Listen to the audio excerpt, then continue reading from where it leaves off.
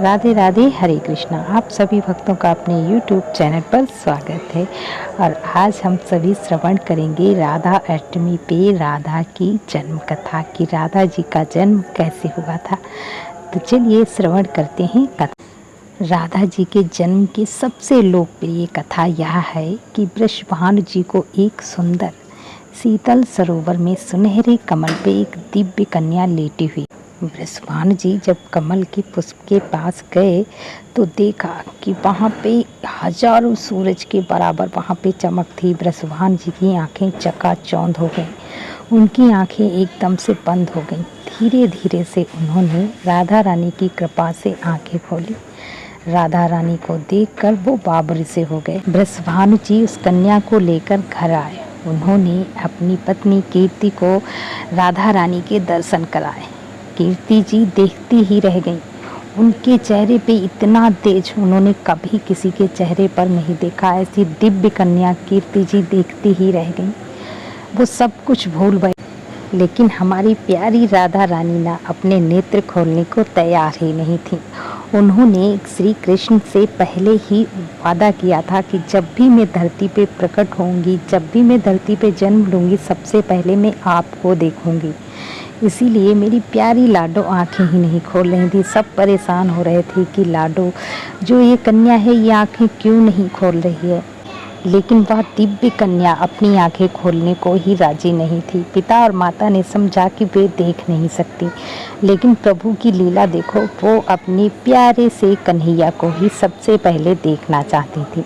अतः जब बाल रूप में श्री कृष्ण जी से उनका सामना हुआ तो उन्होंने आंखें खोल दी और सबसे पहले अपने प्यारे कृष्णा को देखा। इस प्रकार एक अन्य कथा के अनुसार राधा द्वापर युग में श्री वृषभानु के घर प्रकट होती हैं।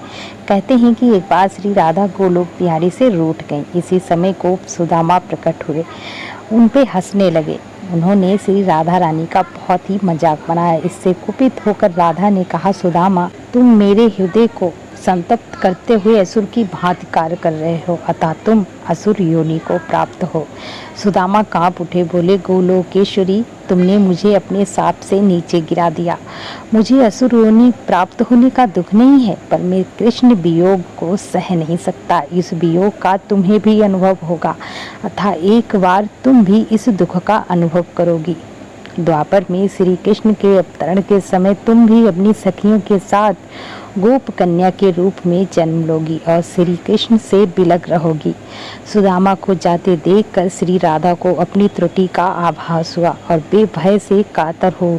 तब लीलाधर श्री कृष्ण ने उन्हें सांत्वना दी कि हे देवी, यह साप नहीं है अपितु वरदान है। इसे निमित्त से जगत में तुम्हारी मधुर लीला रस की सनातन धारा प्रवाहित होगी, जिसमें नहाकर जीव अनंत काल तक कृत होंगे। इस प्रकार पृथ्वी पर श्री राधा रानी का अवतार द्वापर युग में हुआ। नृगपुत्र राजा सुचंद्र और पितरों की मानसी कन्या कलावती ने 12 वर्षों तक तप करके श्री ब्रह्मा से राधा को पुत्री रूप में प्राप्ति का वरदान मांगा था। फलस्वरूप द्वापर में वे राजा के वृषभानु और रानी कीर्तिदा के रूप में जन्मे और दोनों पति पत्नी बने। धीरे धीरे श्री राधा के अवतरण का समय आया। संपूर्ण ब्रज में कीर्ति के गर्भ धारण का समाचार सुख और स्रोत बनकर फैलने लगा। सभी उत्कंठा पूर्वक प्रतीक्षा करने लगे और वह मुहूर्त आया। भाद्रपद की शुक्ला अष्टमी चंद्रवासर मध्याह्न के समय आकाश मेघाच्छन्न हो गया। सहसा एक ज्योति प्रसूति ग्रह में फैल गई। यह इतनी तीव्र ज्योति थी कि सभी के नेत्र बंद हो गए। एक क्षण पश्चात गोपियों ने देखा कि 7 सहस्त्र शरत चंदों की कांति के साथ एक नन्ही बालिका कीर्तिदा मैया के समक्ष लेटी हुई है। उसके चारों ओर दिव्य पुष्पों का ढेर है। उसके अवतरण के साथ नदियों की धारा निर्मल हो गई, दिशाएं प्रसन्न हो उठी। शीतल मंद पावन अरविंद से सौरभ का विस्तार करते हुए बहने लगी।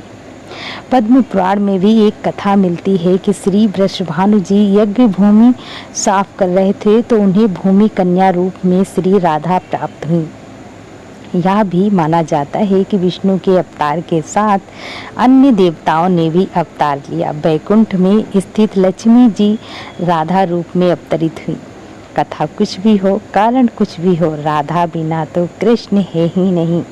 और राधा का उल्टा होता है धारा। धारा का अर्थ है करंट यानी जीवन शक्ति। भागवत की जीवन शक्ति राधा है। कृष्ण देह हैं तो श्री राधा आत्मा है। कृष्ण शब्द हैं तो राधा अर्थ है। कृष्ण गीत हैं तो राधा संगीत है। कृष्ण बंसी हैं तो राधा स्वर हैं। भगवान ने अपनी समस्त संचारी शक्ति राधा में समाहित की है।